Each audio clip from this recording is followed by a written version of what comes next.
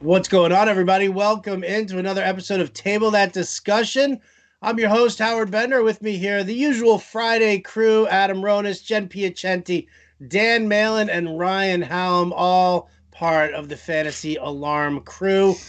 Great to have everybody here. Exciting news for all of you. I got a whole new lease on life here. Adam Ronis is 100% correct. I will live till at least 90. For those of you who don't know, when last on the live stream just 24 hours ago, I was fighting for my life, being attacked by a murder hornet that jumped into the shed here. It was like the size of a breakfast sausage. And this sucker attacked me in the middle of doing my stream with Jen. So I have survived that attack. I have now turned back to drinking because I can never die. I'm immortal now, people. I am immortal. Noon. I'm going to live forever, light up the sky like a flame. Fame. Here it is. Thanks for being here. How's everybody else doing? I'm a little mad that I don't have a beer like you do. Yeah, me too. And you know how I like drunk brunch, Howard Bender? You didn't even send out the invite. That was good. This is a party of one today. And I tried to help you yesterday. Morgan, get me a beer. I gotta get somebody in this house to bring me one. Somebody get me a beer. It's 3 o'clock. How's everybody doing? Are we good? Are we good? Yeah. Good. Nothing new, nothing exciting. I hate to just mold right into the first topic, but I'm finally pissed about baseball. You ask us every week, and every week I'm Mr. Optimistic. This week is really, really made me mad. I've had enough. I know it's going to happen. I think it's going to be a stupid 50-game season, and I think it's going to suck. So I'm a little mad about that today. Yeah, Jen and I talked about it on yesterday's live stream. I think we're both being we're just a little disillusioned here. The question is not that if it's going to happen, but it's how lame this looks. Yeah. To the world, you've got the owners who are the latest proposal. I saw this today. Carl Ravitch posted it. Where it is that the MLB owners are they're proposing a 70-game season, but still with an 80 to 85% rebate on the prorated salaries. So they want to take another 15 to 20% off of the already 50% pay cut that the players have agreed to now on the salary here. So it's getting really ugly. It's looking really stupid, and I hate the sport too. I mean, Jen, you and I talked yesterday. Super emotional about this. But isn't this going to help your Astros in the long run? Nobody's going to make fun of them anymore. It is. It is. I think we kind of dodged a bullet. So if anybody gets the good end of this, I guess it's definitely us, the Astros. People just may not care. They just may be happy to have it back, or they may just hate all of baseball unilaterally. So either way, we win. Adam, have you drafted money leagues already?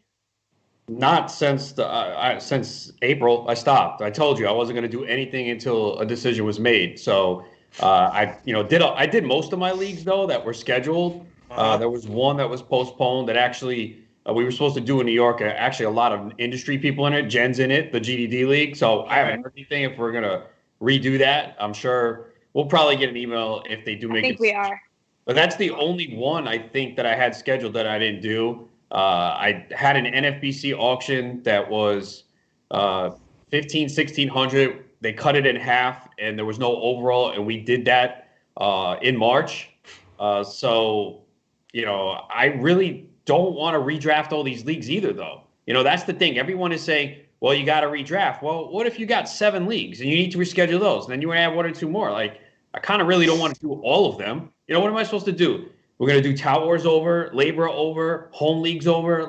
You can't do all of them, man, because we're probably going to have a short window. People might be getting back to work. So it's going to be hectic. So I haven't done any leagues, though, the last couple months.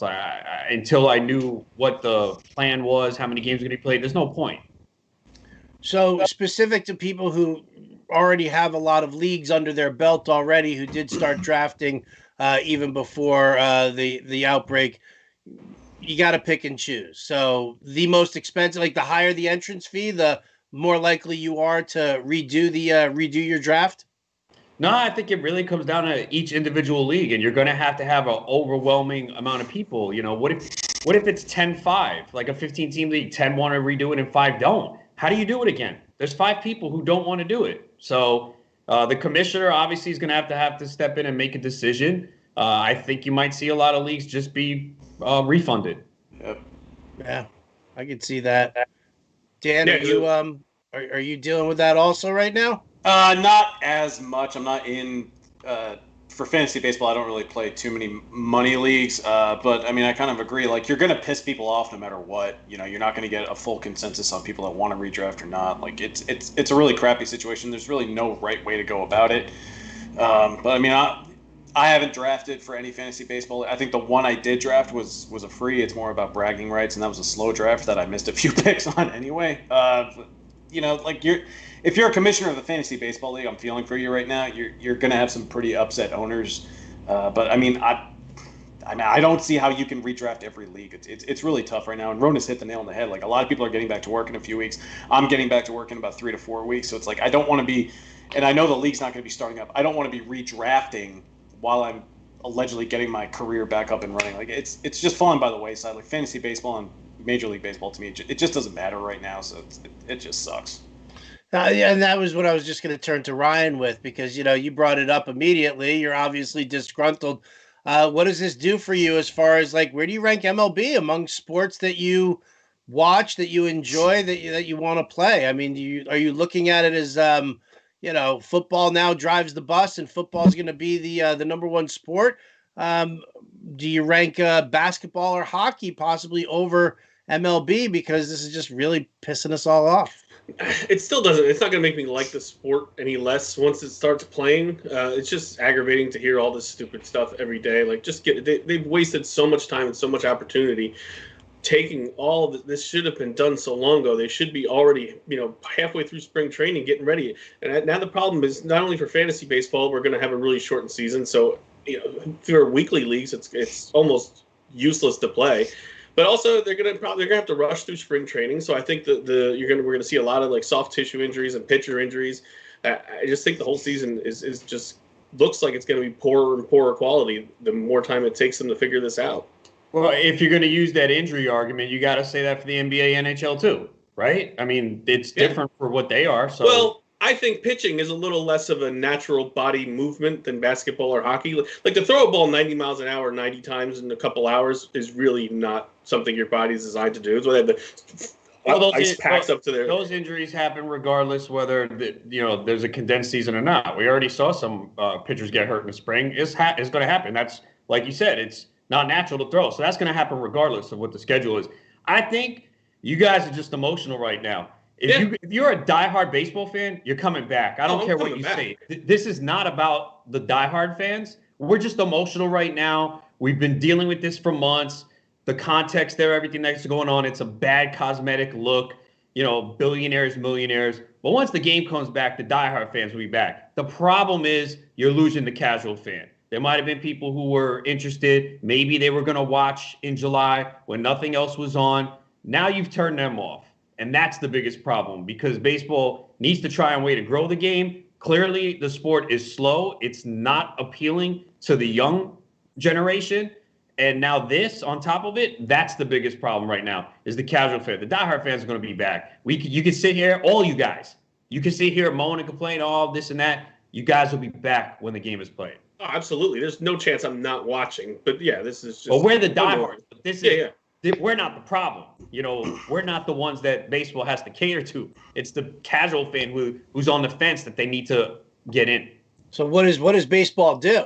Like, there's the question for you, because it's more than just, goofy uniforms with nicknames on the back, or some sort of black and white thing that they were doing with it was like the milkmen against the bank robbers, whatever it was that it was going on there.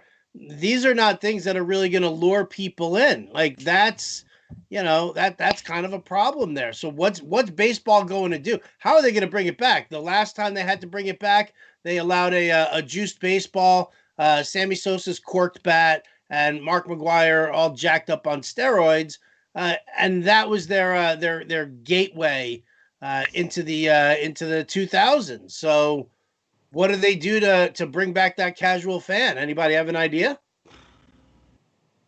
Well, I think you could make it. One thing could be to allow the players to have fun. You know, it Mic seems them like up. what Mic them up.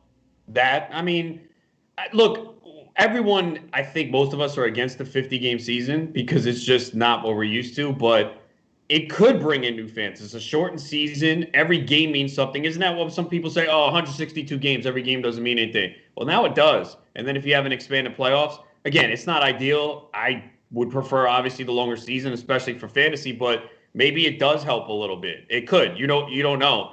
Because, again, one of the biggest arguments is season's too long, too many games, meaningless games. You can't say that in 50 games and if you have an expanded playoffs. Right, but my question then is, if that's how you market it, where every game counts, then those fans who they do lure in there, what do they not go back to 162 games in 2021? How do you keep those people if you're going to lure them in with the hope that it's it's a shortened season, every game counts, and it's that level of competitiveness? I mean, then you almost can't turn the page backwards. Well, you can. It's just you hope that you don't expect them to obviously become the fans that we are, but you just hope that they get introduced back into the game like it, and they don't have to be there every day through a 6-month season, but you just need them to get to at least watch something. What you got, Jen? I've got an idea. How about don't black out the local games so people can watch their local team and not feel like, I mean, they can't go to the game, so you need to not block out the local games. They need to figure out a way to do that so people can start to connect with their team. And the other idea is, I guess you could get Trevor Bauer more involved.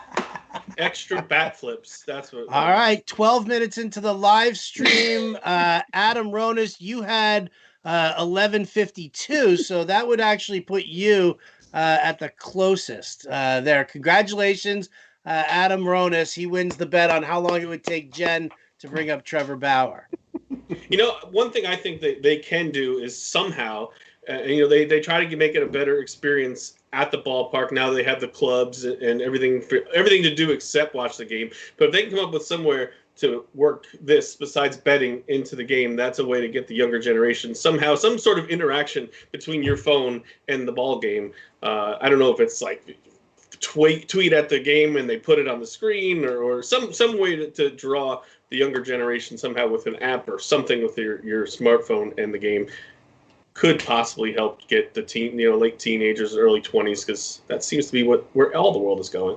I mean, I'm certainly not advocating this, but NFL just made a super investment in TikTok, using that to try to reach the younger fans.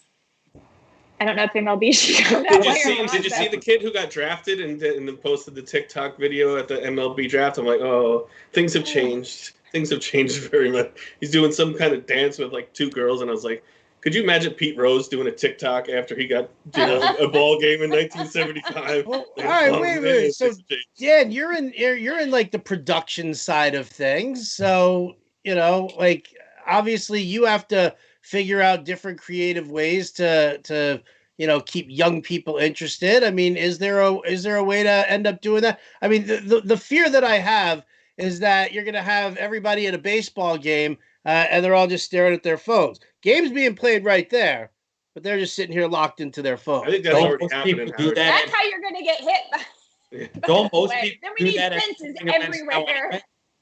Yeah, I see that. No, I go to a now. game. I have a brownie before the game and sit and I watch the game. Sometimes I'll keep score. I think that happens at a lot of sporting events now, though, where people are looking at their phones. Just look at any general photo that's snapped of the crowd. Half of them are down looking at their phones anyway. I've seen people hit on something. Brownie sales at the gate. That might do it. It's in California. I think that might already be happening. I've seen a group of a few younger people sit there and take pictures of themselves, maybe influencers, for 3 or 4 innings and then just leave. So yeah, I think phones are already well inside. Who's the youngest here? Malin, you're the youngest. How do we keep Miles. kids involved? I am. It's probably Jen that's the youngest. I don't think so. I think Jen's like, you guys don't know this. Jen's actually 72 years old. All right. The Botox has been maddening all this time. I am the least likely person to offend, but look how much I move my face. I've moved my face more than all of you guys put together. It's like the woman from Game of Thrones. If she takes the necklace off, she morphs into something gray and hideous. I didn't get that reference. Oh, you didn't watch Game of Thrones, dude? I didn't watch Game of Thrones, and even I got that reference, Malin. Come on. I'm sorry. Yeah, no. You have something. We've been stuck inside for 3 months, and you didn't watch Game of Thrones? I voiced my disdain on it last Wednesday. It was with Fensty on the show, not you. But I mean, like, baseball is like the one sport that I have the least faith in trying to connect with their younger audience. They're a sport that's just like dragged their feet with making changes and adjusting. You know, you get the old timers that don't want any changes to baseball. It took them forever to adopt instant replay. I have absolutely no faith in them having a plan to somehow make this game better for the at-home viewer and to connect with younger fans, especially because we know that the NHL and the NBA are coming back. And I think Ronis made a good point a couple episodes ago that we're going to have basketball in the afternoon on weekdays because they're going to have to stack a lot of these games just to catch up. And so it's like if I'm competing with potentially like NBA games that matter heading into their playoffs and NHL games starting right with their playoffs, I'm more intrigued by the NHL and the NBA playoffs than I am with a shortened MLB season. So I don't really think MLB has a good plan to really captivate viewers at home. I don't even think they do a really good job of marketing their stars. Like, I think some casual fans couldn't pick Mike Trout out of a lineup, and he's the best player in baseball. Christian Yelich, who the hell knows what he looks like? That is true, but I think it's also Trout's personality, which is that it is Trout's personality. And he plays on a terrible team. I don't think that helps either. Trout has the personality of a Trout. Yeah. Wow. But Tim Duncan had no personality, and everybody who watched the NBA knew who he was. The NBA markets their stars That's better and worldwide. NBA is an international game. I mean, you see when some of these NBA stars go outside to another country, they just get adored. So if Mike Trout went somewhere, they probably wouldn't know who he was. They should do more branding. I mean, everybody knows what a pair of Jordans is. Everybody, do more like, I don't know what you would get this baseball, whatever. But I mean, like, I know I want Roger Federer's or Nadal's tennis racket. If their face is on it, I want it. Or if I know what an Air Jordan is or whatever. So that's where they're falling down. Like, nobody goes out and gets like the Mike Trout, whatever, batting gloves. I remember a video a few years ago when Matt Harvey was actually good. I think it was on Jimmy Kimmel or something like. Did a video where he went on the streets and interviewed some people like, about Matt Harvey. Who's Matt Harvey? And they're like, I love that guy. And it was freaking Matt Harvey interviewing him, and they didn't even know who it was. So, yeah, and that's one of their biggest problems is just not marketing themselves very well.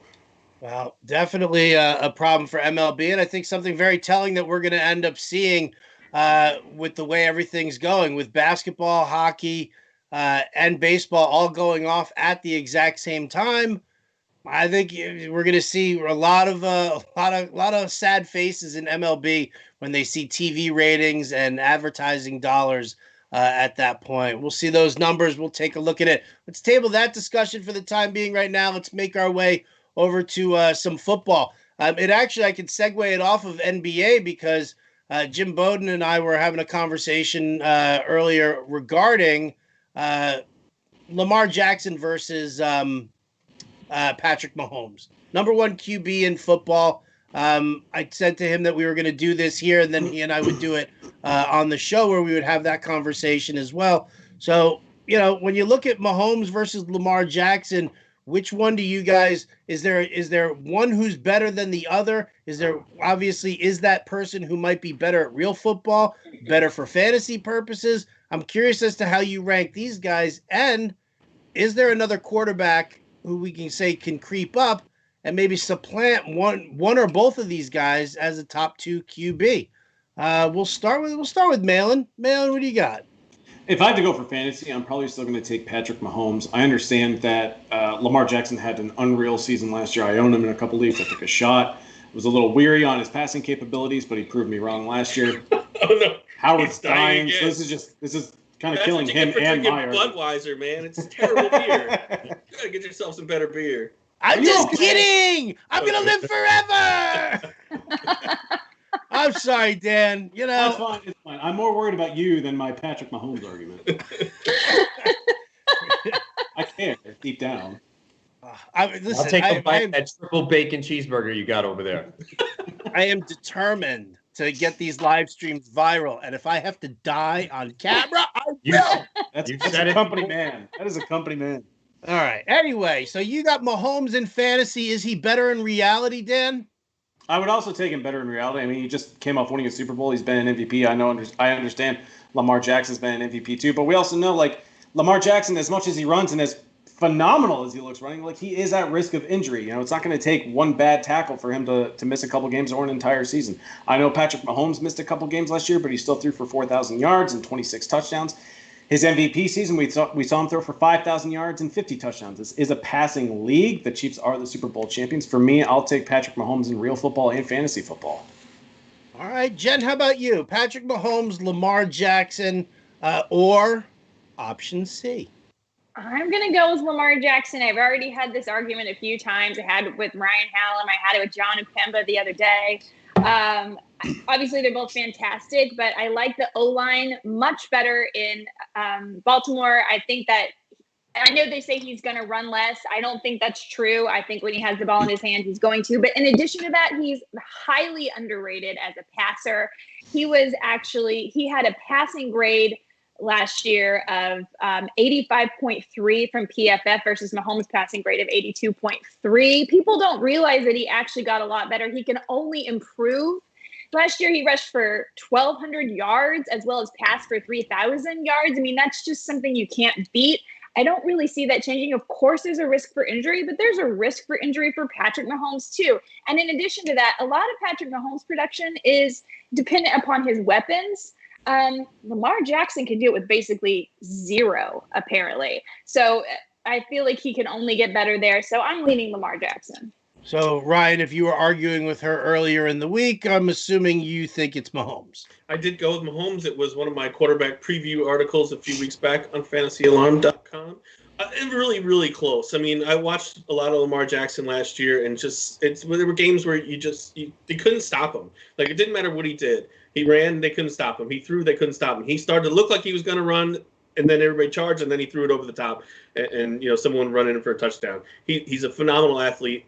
Most of my reasoning was also the same as Dan's. I think Mahomes is just a more repeatable skill set. I think the running quarterback, eventually defensive coordinator is going to be able to work with it. I know we haven't probably seen a running quarterback quite like Lamar Jackson, but I still think there's ways to stop him. And Mahomes' weapons are just so much better. The Ravens don't have anyone like Tyreek Hill or Travis Kelce. I know Mark Andrews is good, but he's not Travis Kelce. So I think there's a few reasons why it's very close, but I'll take Mahomes, even though he just beat my team in the Super Bowl. All right, I got two Mahomes. I got one Lamar Jackson. Adam, are we piling on and abusing Jen, or are you going to defend her and Lamar's honor? I mean, look, this is really close, but I give Mahomes a slight edge. He's definitely the better NFL quarterback, but in fantasy, I give him a slight edge. Lamar Jackson can't get better this year for fantasy. We had the same argument last year with Patrick Mahomes. Some people are like, oh, well, he can repeat. Well, he didn't. I mean, he went from an 8.6% touchdown rate to 5.8%. Lamar Jackson was 9% last year on 401 pass attempts. So even if he passes more, which he should, the touchdowns are going to come down. I mean, what he ran for last year, like over, 6.7 yards per carry, is kind of not repeatable. I don't buy into this notion, he's going to run less.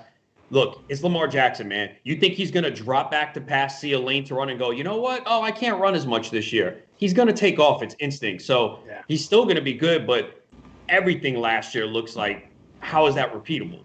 So Mahomes obviously had injuries, and he definitely has the better talent around him. I mean, this Chiefs offense could be better. Let's not forget Hardman.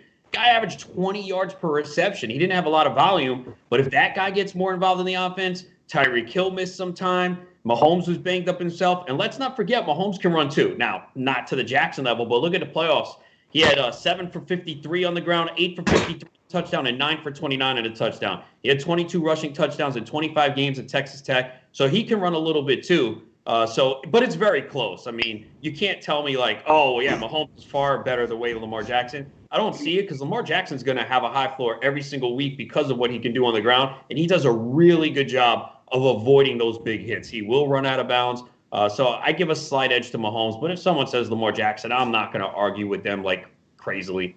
Yeah, I feel, it's kind of funny. I feel like we're underselling 36 passing touchdowns for Lamar Jackson. I mean, granted, he only threw 400 times, 401? 401. But yeah, I mean, 36 touchdowns with, the weaponry is a little dicey. And I'll tell you what, that's probably why I'm shifting towards Mahomes, again, because I look at that Ravens, receiving core. And I mean, it's like, who's there? Willie Snead?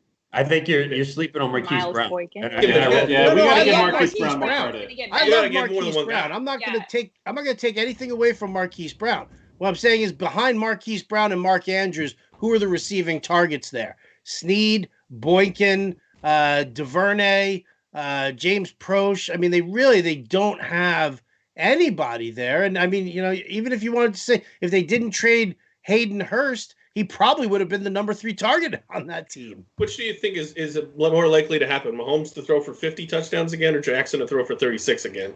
I think Mahomes. 50 is a lot, but I just Jackson see for 36 again. I think Jackson for 36. Yeah, I might go Jackson for 36. Yeah, I don't know. I just sometimes his accuracy is just crazy too. He runs a lot. Ingram runs a lot. They just drafted another back. I feel like they run too much for him to throw that many touchdowns again.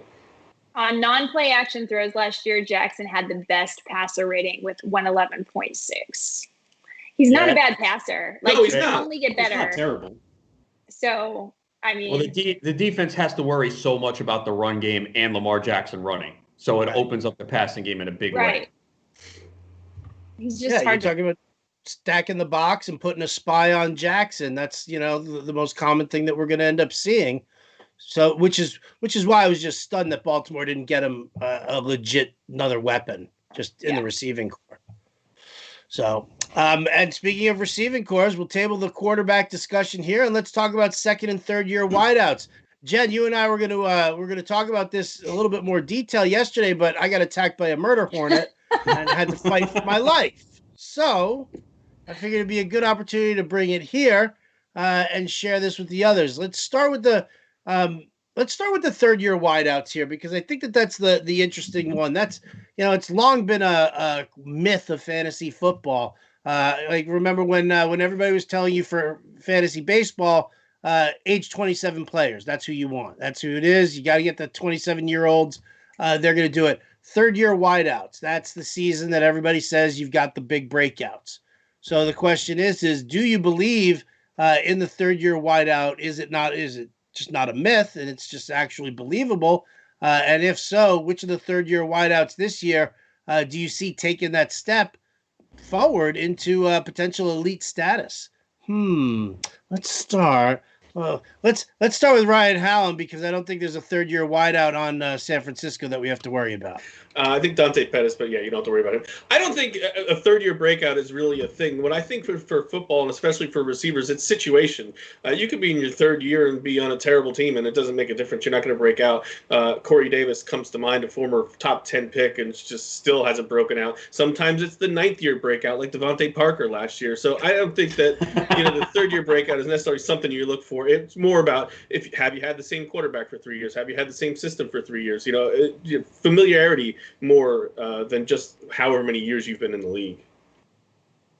And there's already so many guys who have really stepped up, like DJ Chark and DJ Moore and Sutton and Gallup and Ridley. I mean, a lot of them have already not hit elite level, but they're all really good. There's a lot of them really good already. Well, that's why I want to know who's stepping into the elite. Sutton.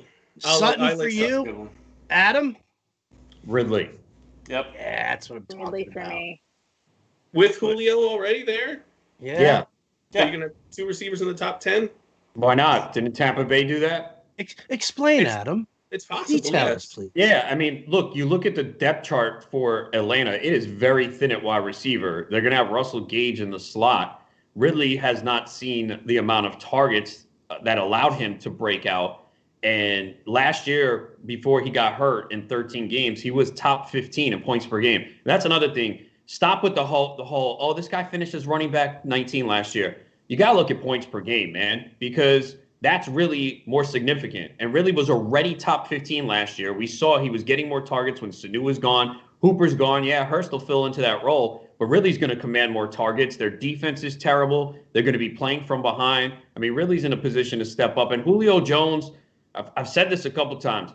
I don't know if it's this year or next year, Julio's going to fall off a cliff. You don't see gradual declines with these big wide receivers. And we did see some underlying numbers last year where Julio Jones did decline a little bit. I'm not saying it's going to be this year, but I think we might only be seeing one more year from Julio. And he hasn't missed games. You can, go look. Oh, he hasn't missed games. He's constantly banged up. If you watch Atlanta, he's limping off the field, and give him credit. He plays through it. But Julio, now is the time to sell him in Dynasty because it's going to fall off quickly. These big receivers it's not a gradual decline. It's steep. Dan, you're down in Atlanta. What's the local media saying about all this? No, I mean, the local media loves Calvin Ridley. I was going to say Calvin Ridley as well. I mean, the wide receiving core is pretty thin. They don't have much talent. I mean, I'd still have faith that Julio Jones will finish as a top 5 wide receiver. But at the same time, Calvin Ridley is due. He had double-digit touchdowns in his rookie season. It still had solid production last year with just on a points-per-game basis. But, I mean, he's in line to do well. I mean, this could be a Godwin and Evans situation as we saw last year. They're still going to throw plenty. I think the running game could be better as long as Todd Gurley stays healthy, and that can only benefit the passing game. So for me, Calvin Ridley's a good option. I also like DJ Chark down in Jacksonville. I mean, I don't really buy the third-year wide receiver breakout narrative. It is all opportunity dependent, like Hallam said. But why not let Calvin Ridley this year? He's in a great spot to really finish as a top 10, maybe even top 7 wide receiver in fantasy. Jen, you and I are doing a draft right now. It's baseball and football combo, but I grabbed Calvin Ridley. What round was it? It was delicious. It was in the 10th round that I grabbed Ridley here. Does that hurt your feelings? It did make actually. You sad? It did make me sad. I was actually who I was going to take in that exact same spot, and then I saw you did it, and then I thought, man, this is my first year drafting when I really know who everybody likes. I should have realized that as we had just talked about it on the live stream and taken him around earlier. But c'est la vie. I was going to tag on to what Adam was saying about points per game. One person I don't think people realize about is Michael Gallup actually had more fantasy points per game than Amari Cooper did. And so he's another one. Now, you could say last year was his breakout. It was a killer year of 1,100 yards, 6 touchdowns over 14 games. But it's possible it could get even better, if Cooper gets injured or if they just don't have time to work CeeDee Lamb into that same, level of production as Randall Cobb had. Gallup could also have a really strong year. So Calvin Ridley's still my favorite, but if we want to go back to that stat of fantasy points per game, there's a really specific and good example of someone that is more productive than you may realize, Michael Gallup.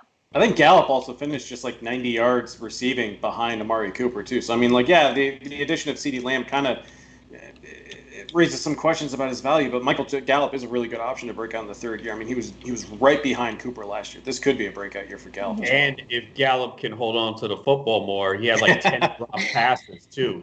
But he averaged more yards per game than Cooper, more targets per game than Cooper. And I think if you're a Gallup, someone who likes him, the best thing is them drafting CeeDee Lamb because it's pushed Gallup's price down, and now you get him cheaper. Mm-hmm. If they didn't draft Lamb, Gallup would have been a lot more costly. I like Gallup. I think he might still be available in our draft, Howard. I'm going to write that down. Gallup? Yeah, you can write that down. I like him. I have to do everything on paper. The only thing I'm thinking is Cooper was really banged up last year. There's a couple games he was out there, but y'all kind of knew he wasn't going to get thrown to all that much. I think that might have taken his points per game down a little bit. So you're forgetting Gallup got hurt too and had surgery. He only did 14 games. Yeah. I'm saying there were games where Cooper was active and playing and or couldn't finish the game. There was a 4 or 5 week stretch there where he was in it, but either left early a lot or was more of a decoy than anything. So I think that helped Gallup a little bit. We'll see if that happens again this year. I'm not saying I don't think he's a great receiver, but I think he had a few things work in his favor last year. Look, Michael Gallup I just saw that eye roll. Yeah, Michael Gallup was responsible for my first pie. So I'm not exactly in love with Michael Gallup. I'm just saying, if you look at it, I think it's possible, but I still blame you, Michael. I blame you. Oh, see, I thought we were gonna have the two Cowboys fans beating up on the Niners fan here for a second. Damn you for besmirching, not only besmirching the name of a beloved Cowboy, but wearing a Fensty T-shirt while you're doing it. That's my boy. That's like under the skin of Adam, like a bug, like a chigger that's just digging in there. Right? Come on, bed bugs? Who didn't have that friend at school that ended up with bed bugs in his dorm room? Come on. Yeah, exactly. Never did? Come on, please. No. Didn't you go to like Albany or something like that? I did go to Albany, yeah. Yeah, please. That place is one giant bed bug. Please. All right, well, what about the second year wideouts here? All the shiny new toys that are coming in this season. We're loving on Jerry Jeudy and CeeDee Lamb, and Henry Ruggs is there, Michael Pittman, Brandon Ayuk. There's a lot to love, but let's talk about some of the second year guys. Not the guys like Marquise Brown or Deebo Samuel, who we expect to, who had really, good solid first years. I'm looking more towards some of the guys like maybe like a James Washington, who like really disappointed, and then whether or not you expect from him. Dan, James Washington triggers something? Well, James Washington triggers the Deontay Johnson argument for me because Johnson had 680 receiving yards and 5 touchdowns, and he was a third-round pick last year. And he did a lot of this production with Mason Rudolph and Devlin Hodges. If he can get Ben Roethlisberger back and healthy, still a good offensive line. They still have plenty of weapons, and they can spread the ball around. If Roethlisberger stays healthy, I think Deontay Johnson could be a great second-year breakout. All right, Deontay Johnson. Oh, another player who I just took in that draft again. So, Jen, put that sad face away and tell me what second year wideouts are you looking at? I also like Deontay Johnson a lot, but I'm gonna go back and revisit Mecole Hardman. He was one of the best receivers. He didn't have a lot of targets, but when he was in the game, he was fantastic. He had 13.1 yards per target when he was targeted. So he's really good. And he's just one injury away from a lot more opportunity. I know the argument is just target share, but he's a part of that incredible offense, as we've already spoken about. So I feel like this is someone that if it all goes the right way, he could really break out. All right. Adam? Yeah, I mean, I like Deontay Johnson. Mecole Hardman, it depends on opportunity, but I'll go with Darius Slayton. I know there's a lot of competition there for the Giants, but I think he's their deep threat. He was very impressive last year, 8 touchdowns in 14 games. He averaged 8.8 yards per target. Golden Tate's 32. Sterling Shepard's constantly banged up. Evan Engram couldn't stay on the field. I mean, Slayton did this last year on a 57.1% catch rate. So you expect Daniel Jones to be a little bit better. But Slayton, to me, has the biggest upside of all the Giants receivers. Ryan, with, is Jalen Hurd on the list for you as somebody who might step up and do something? I know you guys brought in Brandon Ayuk. Do you look at him? I want to hear your thoughts on possibly Jalen Hurd doing something more. And then I want to hear from Malin, your Patriots, dude, N'Keal Harry. How is that not the first name out of your mouth when talking about a second-year player? Ryan, you have the floor.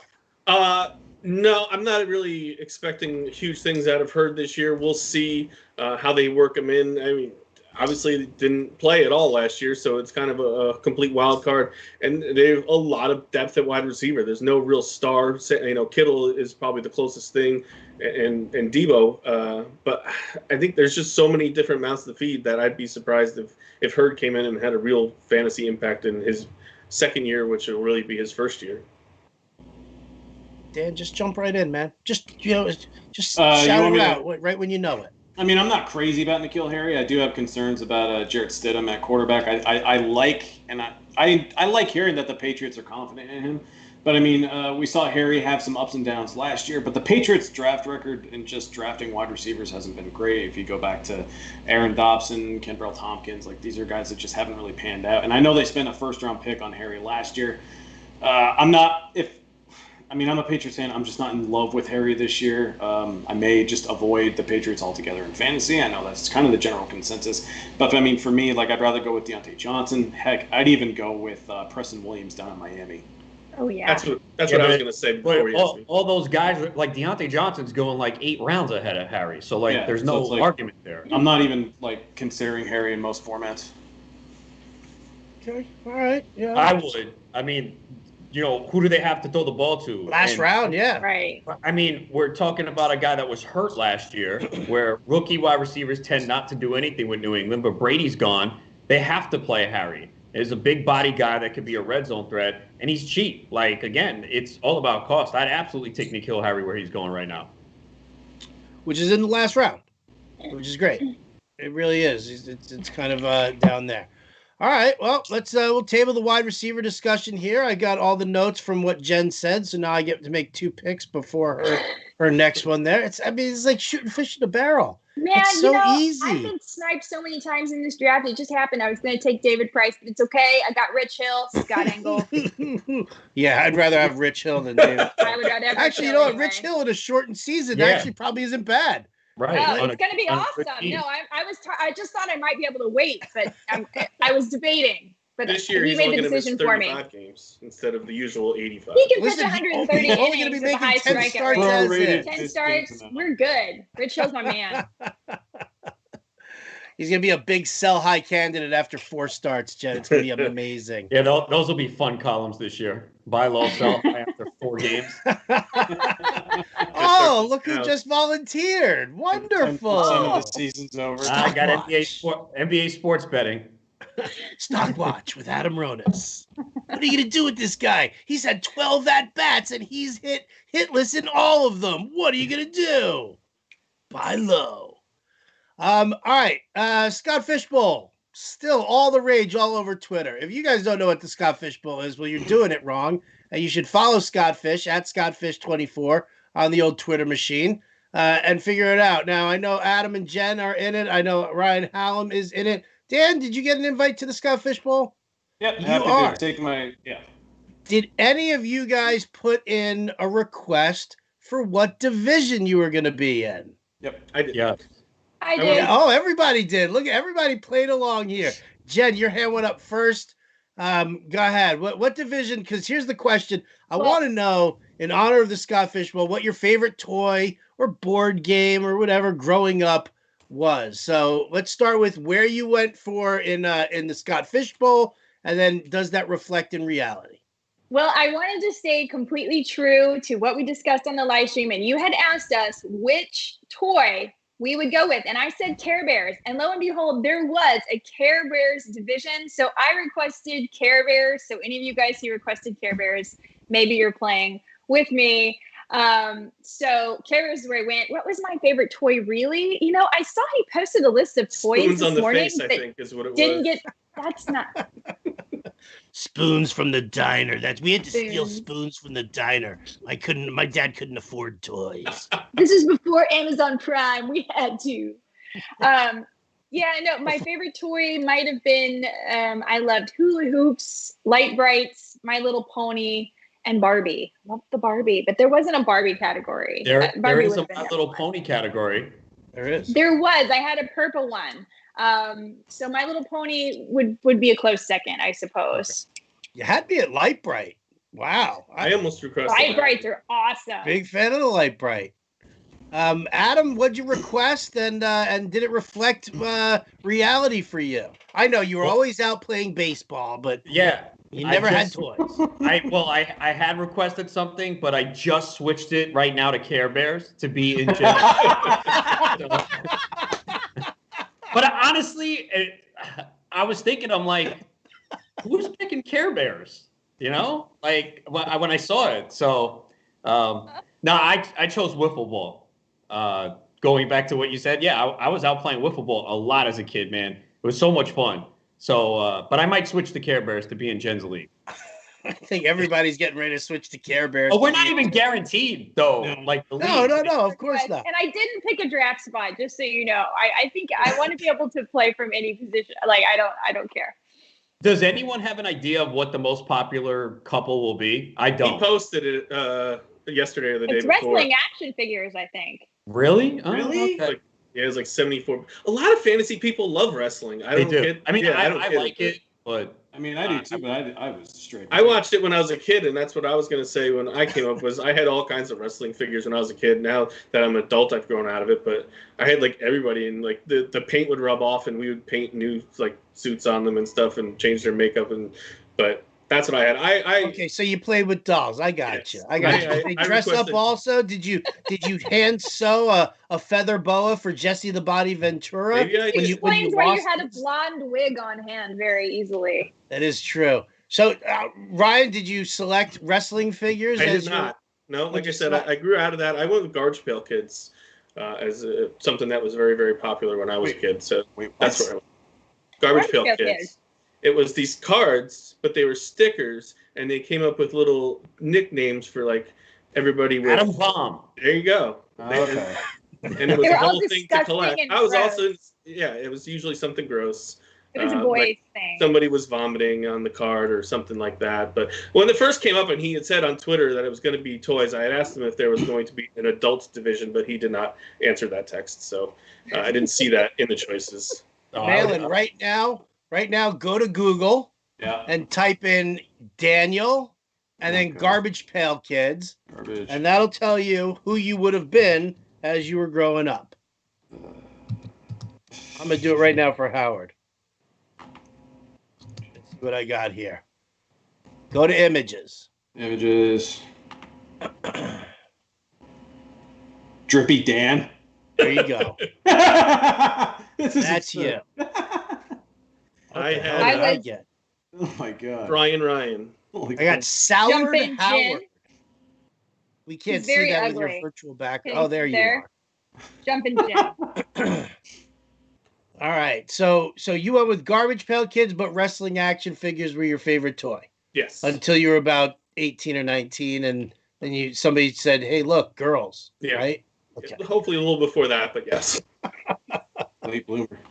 Right. Freshman year at Albany, were you playing with wrestling action figures? No, I had given it up before then. My brother he's 4 years older than me. He's still into wrestling, but no, I gave it up. I gave it up around the Triple H D-Generation X. That was the last thing that I really remember actually following wrestling. So whatever year that was. The best time. Yeah. Fancy is mentally slapping you right now. He's so upset. He's devastated. I'm sorry, Fancy, but I bought your shirt. Dan, how about you, man?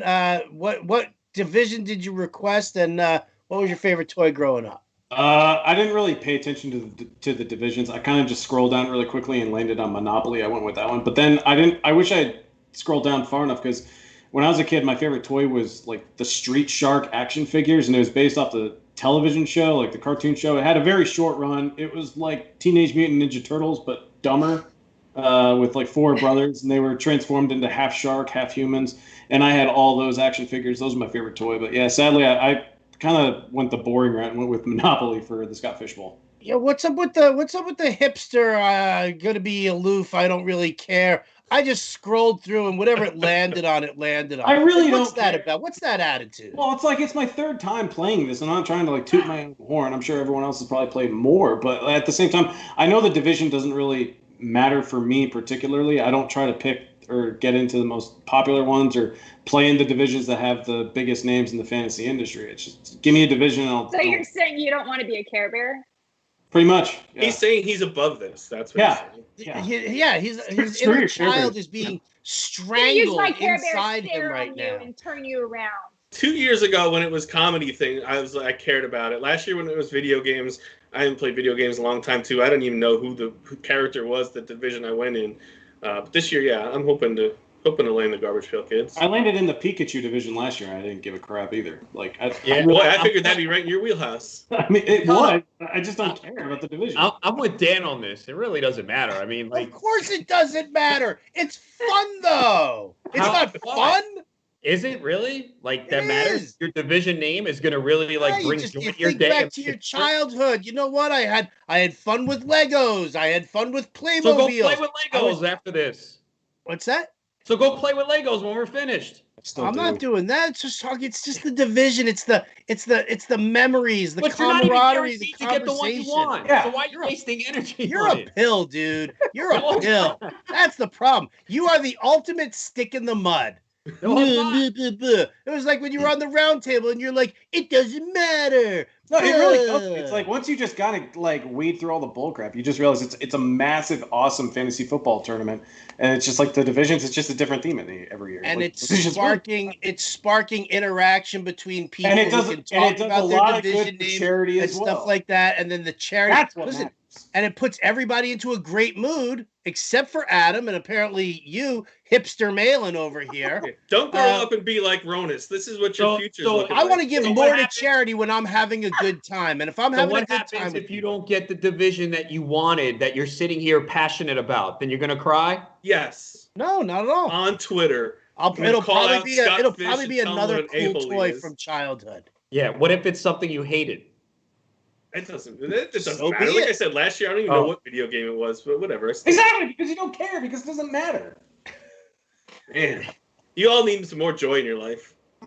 Hey, see, the one I picked, I don't even know if any of you guys can guess what I picked. Hopscotch. That's nope. Barrel and Monkeys. Nope. Hot Wheels. Nope. Etch-a-Sketch. Nope. Malin's got one guess, and that's it. Oh, jeez. Dungeons and Dragons. I don't even know what's on there because I didn't even look at the list because I'm so cool. Dan Malin. Burger Time. I don't know, Jax. No. All right. Well, see that? Well, maybe you guys can scroll through my Twitter timeline and figure out what I did and what I announced. And you know what? It sparked some good, fun conversation with people, not just about toys and games, but about movies as well. So suck it, the four of you. Yeah, exactly. I wish this live stream were over right now, but no.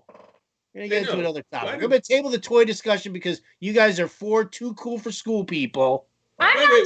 I know. Jen and I picked my favorite, the Care Bears.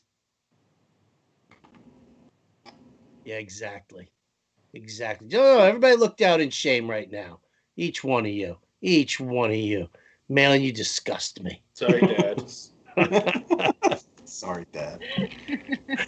All right. Well, let's see. Maybe this will take us to the end. God, I hope so.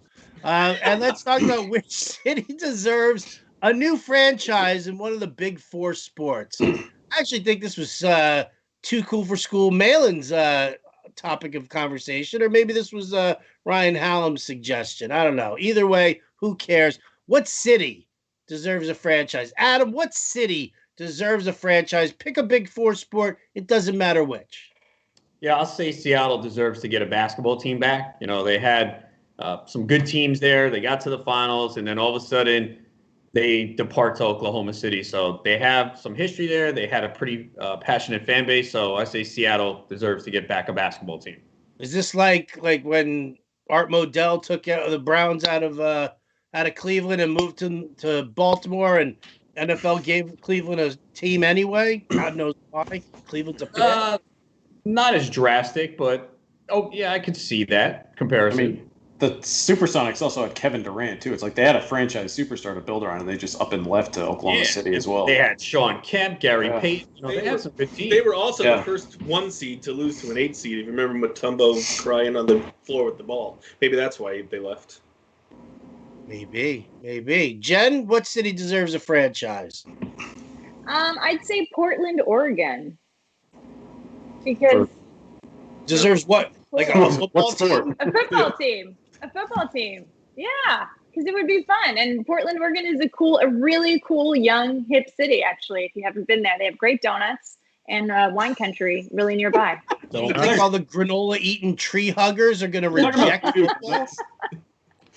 They have great donuts. They should get a football team.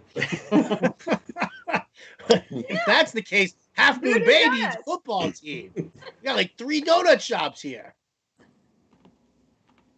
All right, Hallam. I took it as a city that didn't have any sport, so I figured it should be somewhere warm because I don't know, I hate it being cold. So I went between Louisville and Austin. Louisville's got a great, they got the horses, they've got the college basketball. I feel like they could house some sort of major sports team. In Austin, I've never been, but I've always heard it's like the coolest place. And I know Texas already has a ton of pro sports, but Austin, this is a cool hit place that I thought they could have a team too. So one of those two. Burning Man, maybe. Sports teams, I don't know about Austin. But all right, okay. It's very kind of you. Give Texas another team. Sure. I don't know, Dan. Do you care enough to answer this question here I at care all? about Does it this matter one. to you? It does matter to me. I mean, it's just hypothetical. We're just kind of just spitballing here. Well, this matters to me because this is the one that I proposed. But I got two. Oh, did you? I didn't remember. Yeah, because you care so much. But honestly, Quebec needs another hockey team. I think it's kind of ridiculous that the hockey is the national sport of Canada, and they only have 7 of the 31 hockey teams. They could easily do with another. Quebec would be a great city for it. I know Montreal Canadiens fans would probably laugh and scoff at my suggestion, but the Nordiques left for Colorado, and that city could definitely use another hockey team. And then I'll also say Nashville, I think, would be great for a baseball team. I know it's kind of been lightly rumored that the Tampa Bay Rays might move there. I'd be all in favor of it. I've been to Tampa Bay, and that stadium is a cave. It's a dump. I don't think that city necessarily deserves it. I think the Rays moving to Nashville, or just a baseball team setting up shop in Nashville would be great. And I know I was crapping on baseball about 45 minutes ago, but I'd be all in for a baseball team in Nashville. Okay. Vanderbilt produces some of the best baseball prospects every year.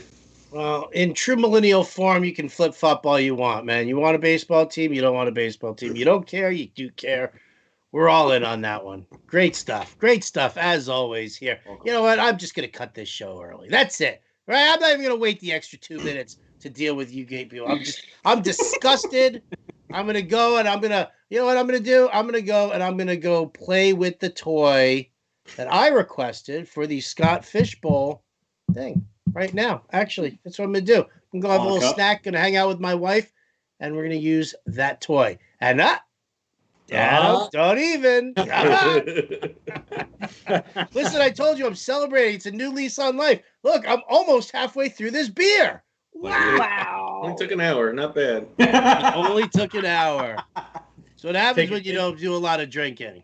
Yeah. Nevertheless, what's that, Adam? A final thought? We can see that you don't drink much. Yes. Well, there you go.